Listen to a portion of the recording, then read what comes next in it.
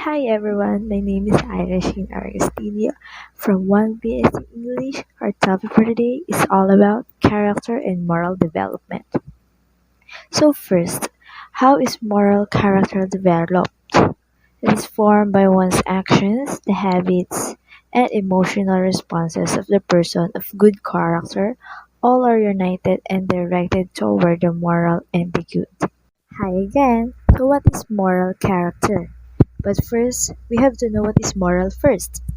Moral, it is concerned about right and wrong behavior, or the good and bad human character, the mental and moral qualities distinct to an individual.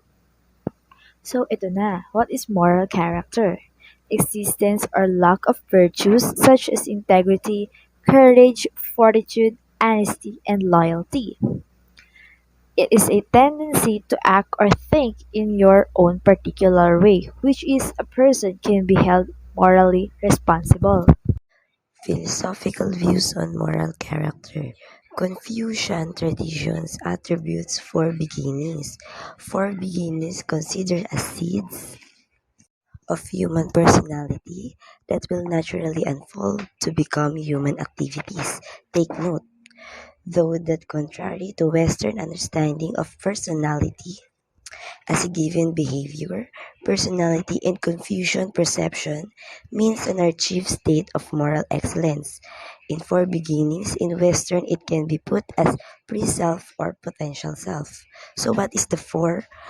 What is the four beginnings? Number one, the heart of comparison. Jen, the heart of righteousness. Yi, the heart of propriety. Li, the heart of wisdom. Z. Aristotle and virtue ethics. The reduces on emphasis on rules, consequence, and particular acts. Instead, virtue ethics focus the quality of a person. Aristotle argued that each person has a built desire to be vicious, and if the person is focused to be good, the right actions will follow without effort and do such good things too. Aristotle says in this statement, um, if nakapokus ang isang tao sa paggawa ng mabuti, ang pagiging mabuting isang mamamayan ay susunod din. What does it mean to be a good person? Proper functioning, human's essence where everything has functions, and the things instead called as good when it's able to fulfill these functions. Aside from natural instincts, a person is also rational animal and social animal. Rational animal means it refers to a classical definition of humanity or human nature. Ito yung rational animal, ito yung pagkakaroon natin ng instinct. Social animal says it explains as we live as a group or pinalilibutan tayo na maraming tao. Virtues. So ano nga ba yung virtues? A Greek word from excellence. A person who perform a virtue is someone who is distinctive activity or human being well. Doctrine of golden mean. The principle of being virtuous, it says that moral behavior is in the middle of two extreme behaviors or called as vices. Extreme behavior is meant to an act that is either excessive or deficient. Hello, good day everyone. My name is Maria J. de Guzman from 1BSE English. So to start with our discussion, what does temperance is the golden mean between gluttony and starvation means? Temperance means restraining yourself from doing something, while gluttony means greediness in other terms. And then starvation means suffering caused by hunger. So if we will put it together, the statement means restraining yourself between greediness and suffering in order to achieve honor. Moving on to the next slide. According to Aristotle, virtue is a character that can be developed by practicing the golden mean. In time, good behavior will come naturally. This statement proves that practicing results in a good way. And then, Aristotle's doctrine of the mean says that it does not claim that you behave moderately at all times. So what is Aristotle's doctrine of the mean means? Well, that means rectitude, objectivity, sincerity, honesty, and propriety.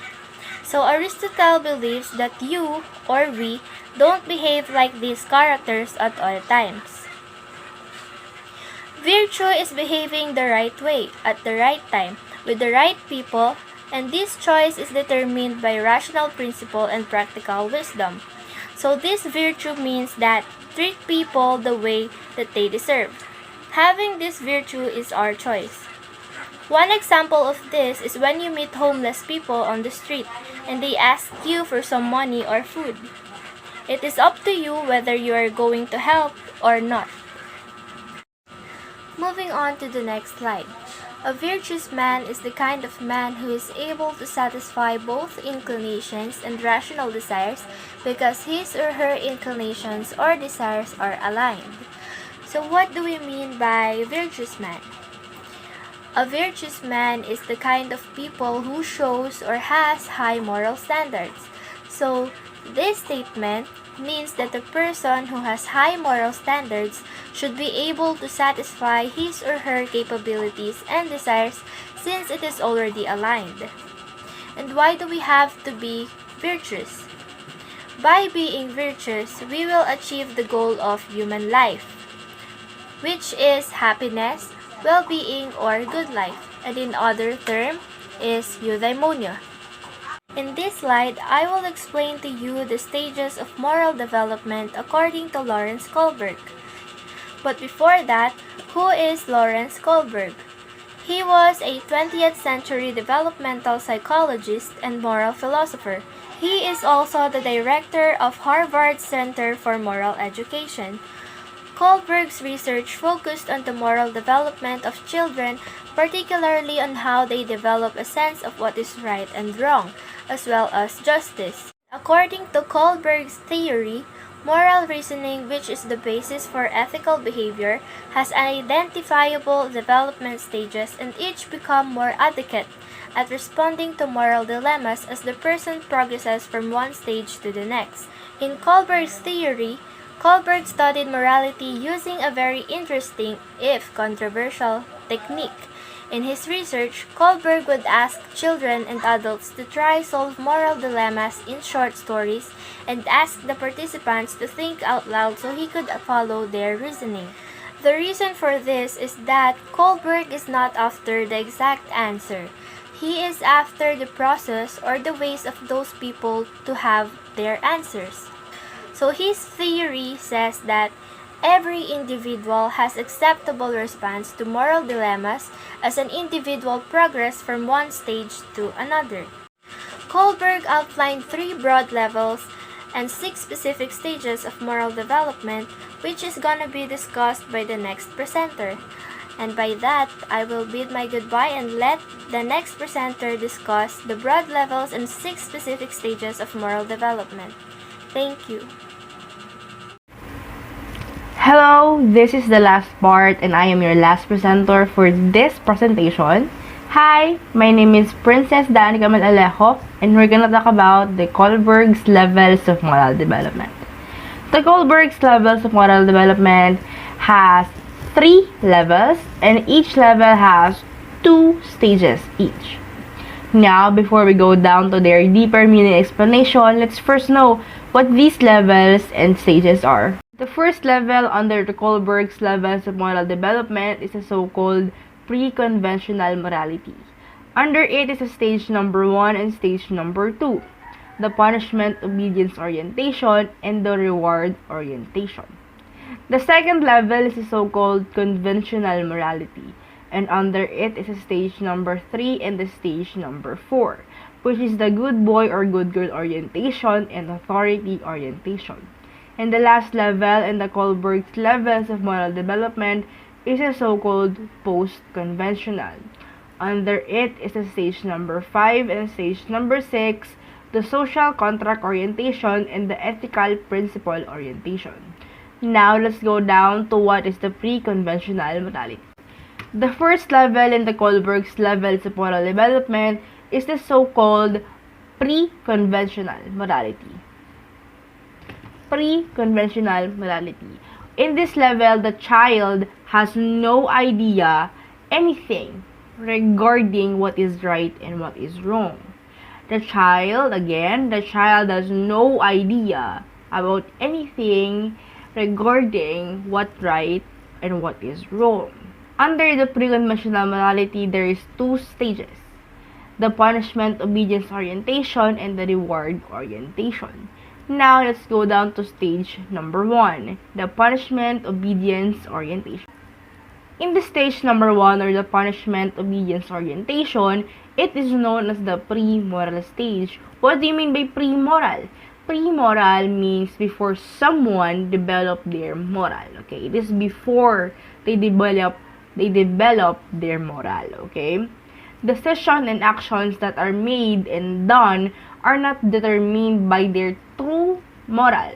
Okay, but it is determined by the physical consequences. Means you're doing things depending on its consequences. Okay? Okay? This results to the avoidance of consequences. Now, because you are basing on the consequences that you may get, you tend to avoid it. Like, who wants bad consequences? Who wants consequences at all? Okay? That is what happened in a punishment obedience orientation. You do things based on the consequences you will receive. Okay? Understand? Do you understood? Now, let's go down to the second stage, the reward orientation. The second stage under the pre-conventional morality, our stage number 2, is the so-called reward orientation. In this stage, the child learn how to act and behave based on what they can get in return. Means you do things to get something in return. Okay? You do things based on what you can get. For example, my mom wants me to score a perfect score in a science examination. Okay? I will do that. But there's a but, okay? But what can I get in return if I do that? You do things based on what you can get. Okay? Do you understand? I hope you understand what I'm saying. Now let's go down in the second level of Kohlberg's levels of moral development. The second level in the Kohlberg's levels of moral development is a so-called conventional morality. Okay? In this level, you now accept the rules and the standards. Okay? You accept the rules and the standards. And the decision and action you made is based on society's views and expectation.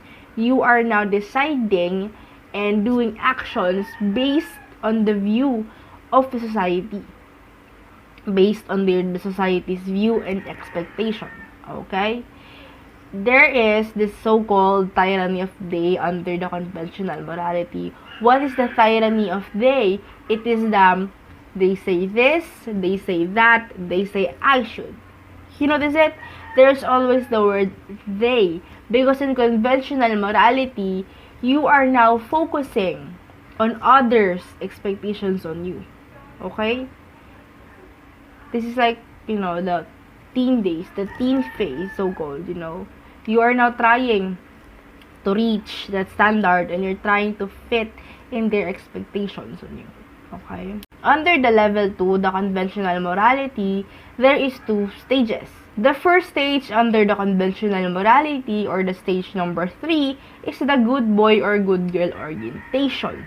Stage number 4, or the authority orientation. Now, let's go down to its first stage under the conventional morality. The first stage under the conventional morality, or the stage number 3, is the good boy or good girl orientation. Okay? In this stage, you are already trying to reach other people's expectations. You are trying to reach other people's expectations on you.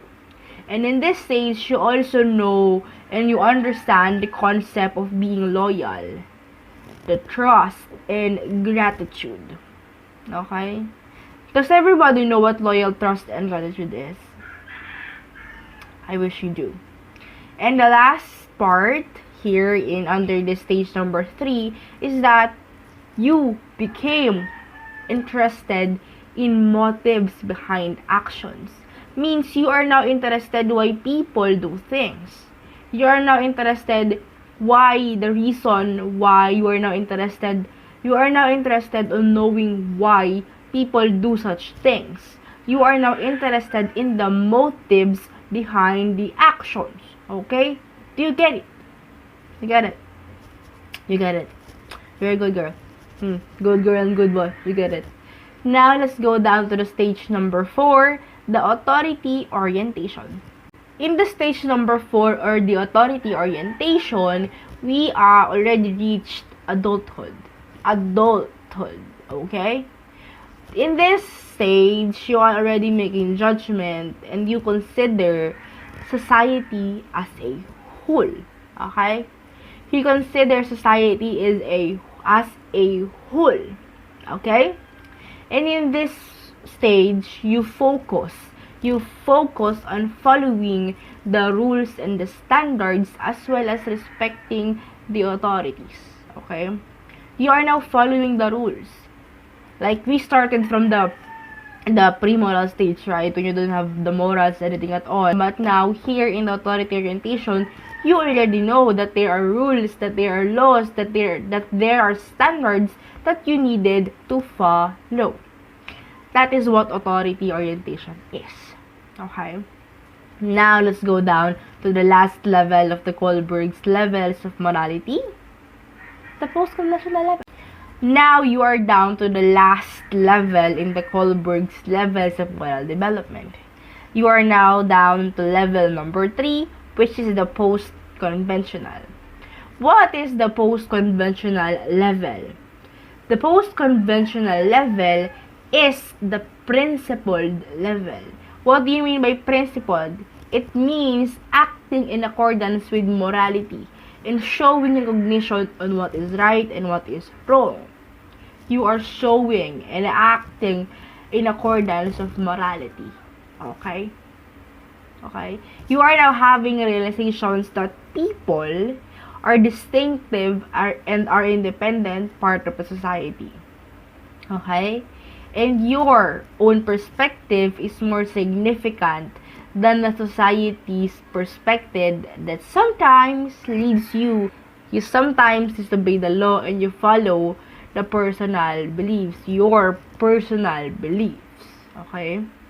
That happens in this level, okay? Now, the level number 3, the post-conventional, have 2 stages, just like the other levels. And just like any other level, the post-conventional, or the level number 3, also have 2 levels, okay?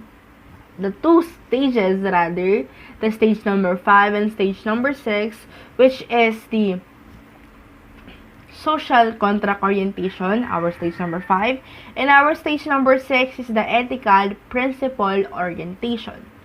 Now, let's go down first to our stage number 5. Our stage number 5 is the so-called social contract orientation. Under this stage, you are now aware that what is considered to be morally right or morally wrong is based on personal beliefs. You already know that people consider something right and wrong based on what they believe is right and wrong. Okay? Everyone has their own personal beliefs, and that is where they base what is morally right or morally wrong. Okay? You also now understand that different people have different opinion, rights, and values. You already know the difference. You already know that there is a difference between people. Okay?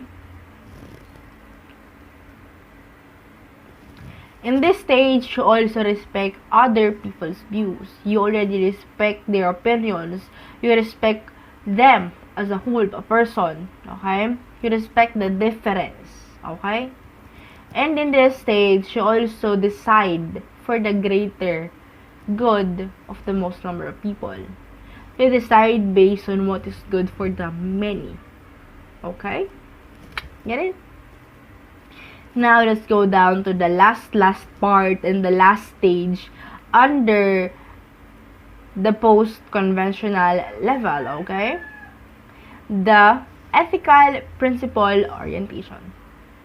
The stage number 6, or the last stage under this Kohlberg's levels of moral development, this is the total last part, okay? Total last. It is the ethical principle orientation, okay? In the ethical principle orientation, an individual has a principled conscience. I don't know how you read that, but I read it as conscience. And you will follow the universal ethical standard. There's a universal ethical standard. There is an ethical standard that is mostly followed by lots of people, and you are now following it. Okay? In this stage, your judgment is now based on abstract reasoning, such as able to put oneself in other people's shoes. You are now open-minded about the possibility of difference of what people experience, and you learn how to put yourself, you know how to judge people based on, you put yourself first on their shoes before totally judging them. Now, you put yourself in their situation. Okay? That is what is under in the ethical principle orientation.